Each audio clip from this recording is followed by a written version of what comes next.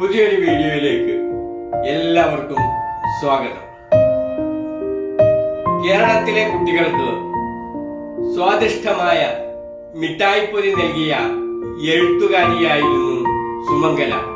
മുത്തശ്ശിക്കഥകൾ അന്യമായ ഗൃഹാന്തരീക്ഷത്തിൽ സുമംഗല എന്ന തൂലികാനാമത്തിൽ ലീല നമ്പൂതിരിപ്പാട് എഴുതിയ ബാലസാഹിത്യ കൃതികൾ കുട്ടികൾ ഹൃദയത്തിൽ ഏറ്റുവാങ്ങി.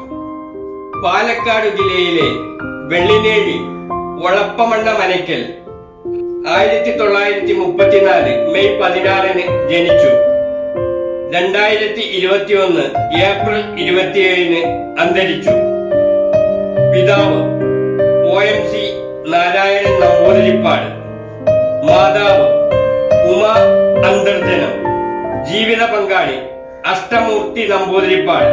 സുമംഗല 50ഓളം ബാലസാഹിത്യ കൃതികൾ രചിച്ചിട്ടുണ്ട്.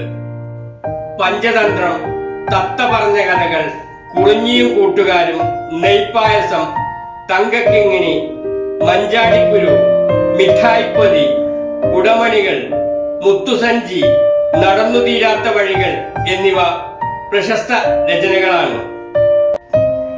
കേരള കലാമണ്ഡലത്തിലെ പബ്ലിസിറ്റി ഓഫീസറായി സേവനമനുഷ്ഠിച്ച സുമംഗലയ്ക്ക് കേരള സാമൂഹ്യക്ഷേമ വകുപ്പ് അവാർഡ്, ബാലസാഹിത്യത്തിനുള്ള കേരള സാഹിത്യ അക്കാദമി അവാർഡ്, കേന്ദ്ര സാഹിത്യ അക്കാദമി അവാർഡ്, പൂന്താനം പുരസ്കാരം, ശൂരനാട്ട് കുഞ്ഞമ്പിള്ള പുരസ്കാരം എന്നിവ ലഭിച്ചിട്ടുണ്ട്.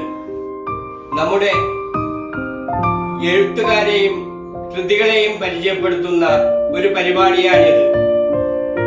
ഈ വീഡിയോ നിങ്ങൾ ലൈക്കും ഷെയറും കമന്റും ചെയ്ത് പരിപൂർണ പിന്തുണ നൽകണമെന്ന് അഭ്യർത്ഥിക്കുന്നു.